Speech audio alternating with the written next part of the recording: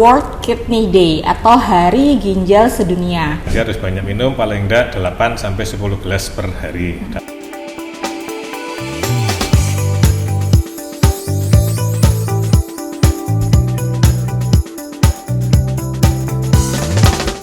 Assalamualaikum warahmatullahi wabarakatuh. Ketemu lagi Healthy Lovers di acara Panji, podcast kesehatan RSUD Haji Provinsi Jawa Timur. Podcast kali ini akan spesial karena bertepatan di hari ini, Kamis, minggu kedua, kita akan merayakan sebagai World Kidney Day atau Hari Ginjal Sedunia. Nah, kenapa sih ginjal itu kok spesial banget? Ginjal sendiri itu berukuran kecil, 10 sampai dengan 12 cm yang memiliki yang memiliki fungsi yang sangat penting, yaitu menyaring sekitar 200 liter darah per harinya. Nah, Rumah Sakit Haji sendiri dalam memberikan pelayanan kepada masyarakat memiliki pemeriksaan penunjang dan pelayanan bagi masyarakat yang mengalami gangguan fungsi ginjal. Oke, nggak banyak basa-basi, kita akan ngobrol dengan ahlinya langsung yang mungkin sebagian penonton di sini udah nggak asing lagi ya dengan beliau. Ya, kita sambut saja narasumber kita hari ini dengan Dr. Gunawan Widodo, SPPD Vinasim. Assalamualaikum, Dok. Waalaikumsalam warahmatullahi wabarakatuh. Gimana, sehat, Dok? Alhamdulillah. Masih dengan rutinitas ngopi tiap hari, Dok? Masih ya, Dok, ya? Baik, Dok, kita ini di sini penasaran, Dok, apa sih yang melatar belakangi adanya peringatan Hari Ginjal Sedunia loh, Dok? Ya, sebenarnya Hari Ginjal Sedunia itu sudah lama diadakan, setiap tahun, hampir setiap tahun diadakan oleh WHO. Kemudian itulah dasarnya adalah biasanya dilakukan pada minggu kedua setiap bulan Maret pada hari Kamis. Jatuhnya pada hari Kamis itu. Sebenarnya kasus-kasus ginjal itu sudah kasus yang sangat mendunia. Banyak kasus akibat ginjal, dan akibat sakit ginjal banyak orang menjadi tidak bisa bekerja dengan optimal, menghabiskan biaya yang akan sangat besar kalau tidak di cover asuransi, dan jadi masalah problem bagi keluarganya, rumah tangganya, masalah seperti itu. Tadi kan dokter menyampaikan ya kalau masalah ginjal ini merupakan masalah orang-orang di seluruh dunia. Yeah. Untuk prevalensi atau angka kejadiannya sendiri dari gagal ginjal secara umum, secara global itu gimana, Dok? Jadi penyakit ginjal itu ada beberapa stadium penyakit ginjal kronis ya. Mulai dari pertama ada acute kidney injury, penyakit ginjal akut, gagal ginjal akut dulu terminologinya, atau dulu disebut juga dengan acute kidney injury, ada ARF, acute renal failure, itu istilah terminologi yang lama. Kemudian juga sekarang PGK, penyakit ginjal kronik dengan segala stadiumnya, stadium 1, 2, 3 sampai terminal. Stadium 1, 2, 3, 4, 5 tadi, diantara itu ada juga acute on CKD, jadi pasien chronic kidney disease yang mengalami dehidrasi atau menjadi acute on CKD itu di tengah-tengahnya. Kemudian kaitannya dengan global stadium itu dengan berbagai macam sebab di seluruh dunia sekarang sudah banyak sekali, lebih dari 800, diperkirakan lebih dari 850 juta seluruh dunia orang menderita penyakit ginjal dengan segala stadiumnya tadi. Ada yang ringan, ada yang sudah stadium terminal, kan kalau sudah terminal ya sudah akibatnya harus dengan alat bantu yang lain, technical treatment. Kemudian yang saya ketahui, Dok, tiap tahun itu Hari Ginjal Sedunia ini punya tema-tema, Dok. Kalau tahun ini tuh temanya apa, Dok? Tahun ini ginjal sehat untuk semua di mana saja, bahasa Indonesianya ini. Yeah.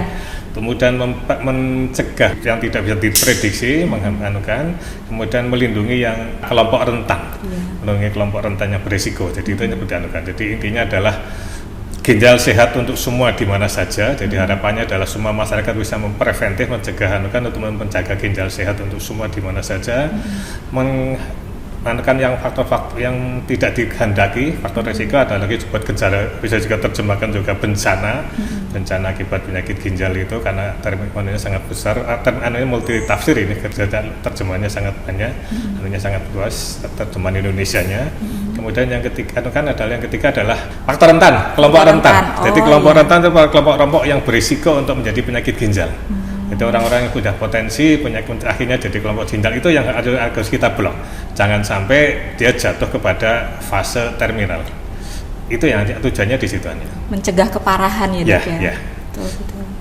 Kemudian tadi kan saya sudah menyampaikan ginjal itu ukurannya sangat kecil ya dok Ya. ya. Seberapa penting sih dok fungsinya dia bagi tubuh kita?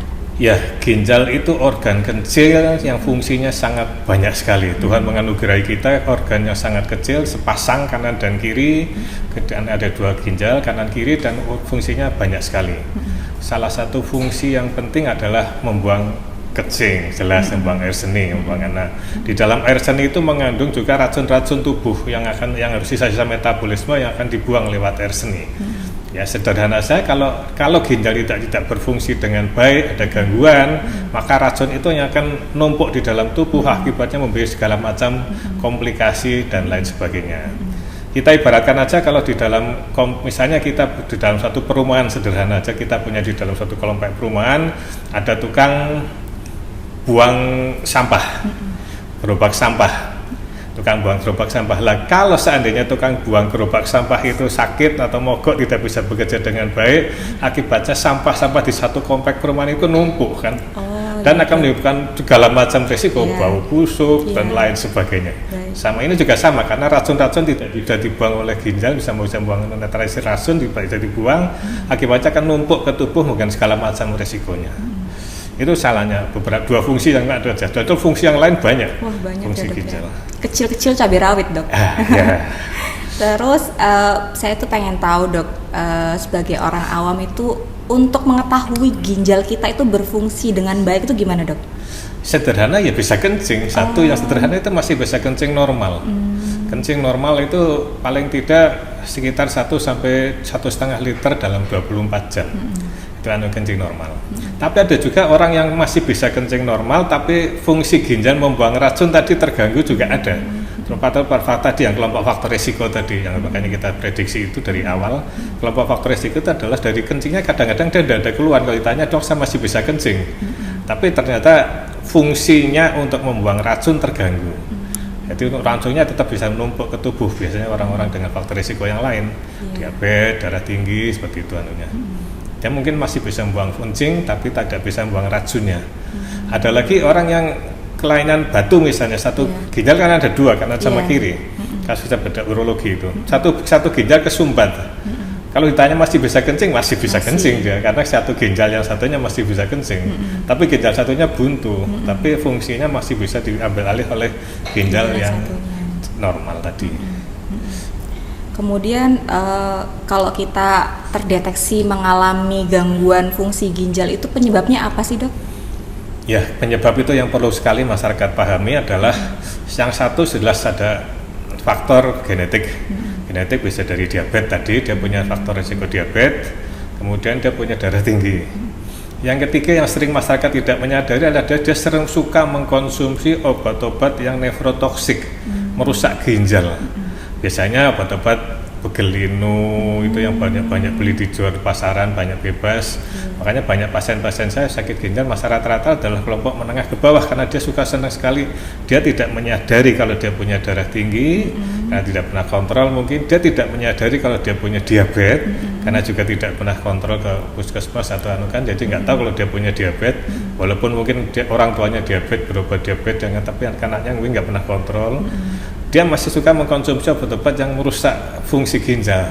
Tadi bilang obat Begelino dan lain sebagainya yang dibeli bebas, kadang-kadang dia beli bebas di pasaran. Nah itulah faktor yang paling banyak terjadi di masyarakat. Kalau sudah satu saja juga faktor diabetes saja juga larinya ke ginjal, darah tinggi saja juga larinya ke merusak ginjal. Kalau ditambah 1, tambah 2, tambah 3, tambah lebih cepat lagi ginjalnya jadi bermasalah. Untung saya kalau Begelino pakai koyo, nggak apa-apa ya dok, aman ya dok ya? Itu kan obat gitu luar. Aja. Oh iya. Nggak diminum ya dok ya, aman ya dok ya. Ya. Baik. Kemudian kalau kita mengalami gangguan fungsi ginjal itu tanda-tandanya apa dok? Ya, tanda stadium ginjal itu ada beberapa stadium tadi. Mulai dari toksik uremi itu keracunan rati tadi uremi, karena racunnya tidak bisa kebuang lewat Nah, ada stadium mulai sederhana sekali adalah sering singultus cegukan. Cegukan yang berulang kali sehingga harus diwaspadai itu kan. Ya, itu tanda-tanda yang sering ditemukan. Kemudian sudah stadium lanjut saja mual-mual muntah. Setiap makan muntah, tidak makan pun kadang-kadang tanpa makan pun mual muntah sering seperti itu berlanjut-lanjut juga harus kita prediksi diwaspadai. Kalau sudah satu lebih lanjut lagi ya sudah kejang, koma, itu sudah terlambat biasanya kalau untuk teknik cuci darah atau yang lain. Jadi itu stadium ringan biasanya cegukan aja. Kalau pasien dengan yang deteksi dininya adalah pasien dengan diabetes, orang punya sakit diabetes, kemudian diperiksa kencingnya harus rutin, paling tidak kencingnya tiap 3 bulan sekali harus cek kencingnya. Kalau sudah ada proteinuri, kencingnya sudah ada proteinnya harus waspada. Awal dari kerusakan ginjal adalah proteinuri. Sebenarnya ada lagi yang di bawah itu sebelum ada lagi mikroalbuminuri, lebih deteksi lebih awal lagi, mikral test namanya. Tapi biasanya hanya di rumah sakit yang bisa meriksanya. Kalau di puskesmas jarang periksa, yang puskesmas sederhana ya periksa proteinuri aja. Kalau ada proteinuri berarti sudah awal dari tanda-tanda gangguan ginjal sudah mulai terkena. Berarti mungkin deteksi dininya ada cek lab secara berkala ya dok ya? Ya, itu karena kelainan metabolik tahunya ya harus dengan laboratorium. Ya, selain itu deteksi dininya ada lagi nggak dok selain cek lab dok? Deteksi dini ya hanya laboratorium itu. Hanya laboratorium ya dok ya? Berarti kalau memang sudah ada gejala, segera periksakan, jangan ditunda-tunda ya dok ya. Ya. Terutama yang punya faktor resiko tadi, kelompok rentan tadi. Ya, banyak pasien diabetisi, dia penderita diabetes yang sudah lama, dia punya darah tinggi yang sudah lama, harus periksa fungsi ginjalnya. Paling tidak ya 3 bulan sekali minimal. Tadi dokter cerita kalau batu ginjal itu bisa batunya itu di salah satu ginjal aja dok. Nah, berarti kan satunya ini harus bekerja keras ya dok ya. Nah itu kalau ada orang yang mungkin mengalami kejadian salah satu ginjalnya tidak berfungsi dok, jadi cuma satu, itu apa dok kedepannya yang bisa terjadi dengan kondisi kesehatan orang tersebut? Kalau single kidney pada orang yang misalnya sudah dioperasi, orang dengan satu ginjal bisa apa-apa, orang bisa hidup normal dengan satu ginjal. Normal, aktivitas normal, walaupun mungkin kalau diperiksa laboratorium kreatininnya masih 2, dan sebagainya, atau mungkin ada juga yang 0 tetap 0 juga ada, 0, sekian juga ada. Tapi artinya orang dengan single kidney itu tidak ada masalah. Ini adalah punya misi juga, punya bermanfaat juga pada orang-orang yang akan donor ginjal. Biasanya orang-orang donor ginjal karena seorang anak atau orang tuanya sakit ginjal, anaknya tidak tega, dia ingin mendonorkan satu ginjalnya untuk orang tuanya, ya seperti itu bisa kan. Jadi si anak bisa hidup normal dengan satu ginjal, orang tua yang kedua ginjalnya sudah rusak tidak berfungsi, dikasih ginjal baru dari anaknya, dia bisa hidup normal tanpa hambatan apapun. Jadi single kidney dalam arti itu tidak ada masalah apa-apa. Tapi kalau single kidney dalam arti yang satu berfungsi, yang satu kebuntu, sumbat, bengkak sekali masih ada masalah kalau yang sumbat itu belum diambil. Bisa berdampak karena satu ginjal yang masih rusak, yang bermasalah pun tidak diambil oleh dokter bedah urologi masih jadian, bisa jadi sumber masalah gitu. Jadi lebih baik sendiri tapi tidak bermasalah daripada berdua satunya bermasalah ya dok ya. Bener ya dok, gitu bisa ya dok ya. Arti lain ya. Oh bisa arti lain ya dok ya. Kemudian masih dok, sendiri nih berarti. Oh iya, pokoknya single tapi nggak bermasalah loh dok. Nah kemudian kalau kita hidup dengan satu ginjal nih dok, atau mungkin ginjal kita 2 tapi bermasalah, kira-kira organ-organ lain ada nggak dok yang terpengaruh? Iya, ginjal yang sakit karena sudah sakit ginjal kronis stadium lanjut tadi, terminal stage, yang bisa kompleksnya bisa lari. Ginjal tadi satu ginjal dengan darah tinggi misalnya, darah tinggi menyebabkan sakit ginjal seperti ayam dan telur akhirnya menetas jadi ayam bertelur mengeluarkan telur, jadi sakit ginjal menyebabkan darah tinggi menyebabkan sakit ginjal. Itu sudah jelas muter terus, jadi semakin parah ginjal semakin tensi tinggi, semakin tensi tinggi jelas organ lain akan banyak kena, jantung akan bermasalah, jantungnya akan pompanya berat, akhirnya pembekakan jantung, pengumpulan cairan di jantung, paru-paru mengumpulkan darah tinggi, bisa juga jadi ke stroke, komplikasi organ saraf, jadi stroke yang bisa kena sarafnya.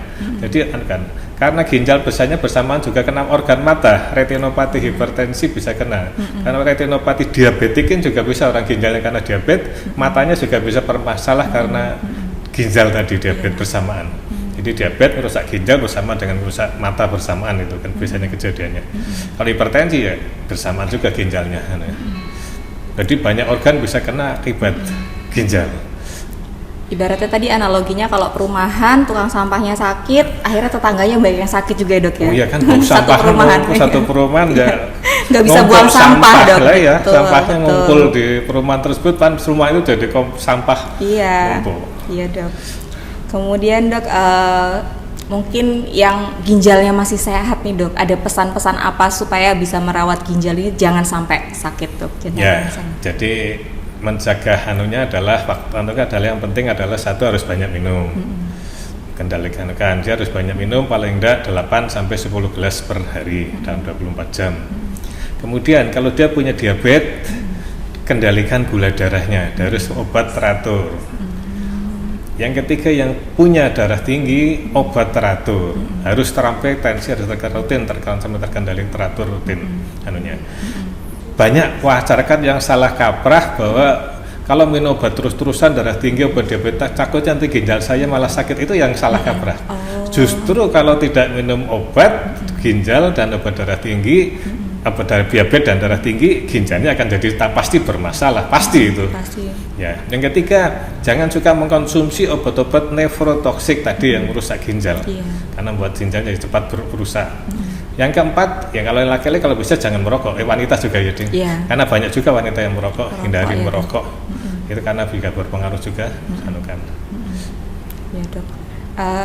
Mungkin ada anjuran nih dok, makanan atau minuman apa yang tidak dikonsumsi. Sekarang kan lagi musim kopi-kopi kekinian nih dok. Nah saya sendiri suka coba yang deket sini ada ini yang baru gitu. Mungkin ada anjurannya gimana dok? Ya, untuk melindungi itu sebenarnya yang sudah banyak adanya, sudah ada sampai sudah jadi profesor sekarang. Kemudian menganjurkan tidak mengkonsumsi minum-minuman high energy. Jangan sering-sering konsumsi itu, karena itulah berdampak ke fungsi pembuangan ke ginjal itu. Selain itu dok, mungkin minuman-minuman yang memiliki perasa, ya alkohol, itu jelas itu pasti. Jangan mengkonsumsi yang beralkohol kadar tinggi. Baik dok, kemudian kita lanjut ke pelayanan yang ada di rumah sakit haji nih dok. Kalau di pelayanan di rumah sakit haji ini untuk pasien-pasien yang memiliki gangguan fungsi ginjal tuh ada apa aja sih dok? Hemodialisis jelas ya. Kita ada hemodialisis, kemudian kita karena sudah dengan Permenkes yang terbaru ini semua pelayanan unit hemodialisis, unit dialisis sekarang harus nama Permenkes baru namanya dialisis bukan hemodialisis lagi. Unitnya instalasi dialisis atau unit dialisis. Karena itu mencakup juga ada hemo dan continuous ambulatory peritoneal dialisis. Cara telepon, kita tutup dulu ya. Ya, jadi anunya adalah hemodialisis yang kemudian CAPD kita ke depan akan harus karena itu kewajiban dari Permenkes semua harus ada continuous ambulatory CAPD. Tapi sementara kita belum anukan karena SDM juga belum siap dan lain sebagainya. Kita sebenarnya masih ruang konsultasi untuk CAPD. Kita kalau bisa konsultasi kita menyiapkan untuk hanya konsultasi semuanya. Berarti pelayanannya makin komprehensif ya dok, makin terpadu gitu ya dok ya. Kemudian untuk pemeriksaan atau deteksi dininya kita tuh di sini ada apa aja sih dok? Ya deteksi dini tadi, kita bisa proteinurin tadi. Banyak pasien dengan diabetes, paling tidak kita bisa kencing untuk mendeteksi sudah ada nggak kalian nanti kencingnya. Itu yang sederhana itu aja tadi. Berarti pasien datang ke poli dulu ya dok ya. Kalau ada tanda-tanda nih dok. Kemudian dokter penyakit dalam akan mereferensikan untuk pemeriksaan penunjang gitu ya dok ya. Baik. Kemudian kalau sudah terdeteksi nih dok ada gangguan ginjal gitu, kira-kira layanan apa aja yang didapatkan di instalasi hemodialisa itu dok? Ya kalau sudah di pelayanan instalasi hemodialisis ya hemodialisis kita. Sebenarnya pilihan untuk orang sakit ginjal itu ada 3. Yang terminal stage ya, terminal sudah sakit ginjal terminal, stadium terminal. Satu yang paling afdol ya transplantasi ginjal tadi. Karena sudah transplantasi ginjal dia lepas segala tindakan-tindakan technical treatment yang lain.